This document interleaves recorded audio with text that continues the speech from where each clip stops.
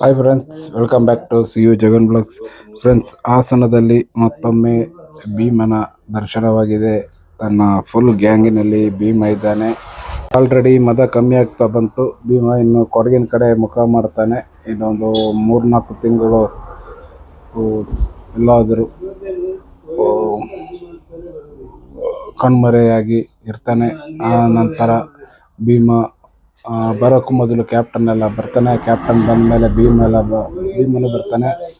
ಆನಂತರ ಆ ಟೈಮಿಗೆ ಒಂದು ಆಗಸ್ಟ್ ಸೆಪ್ಟೆಂಬರ್ ಟೈಮ್ ಅದೇ ಈ 2 ಆನೆಗಳು 3 ತಿಂಗಳ ಅಂತರದಲ್ಲಿ ಕಣ್ಮರೆ ಆಗ್ತವೆ.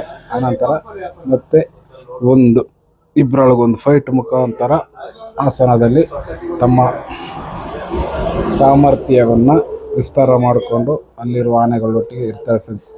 ಓಕೆ, ಹೆಚ್ಚಿನದೇನಿಲ್ಲ. ಕಮೆಂಟ್ ಮಾಡಿ, ಶೇರ್ ಮಾಡಿ, ಲೈಕ್ ಮಾಡಿ. Okay, thank you friends.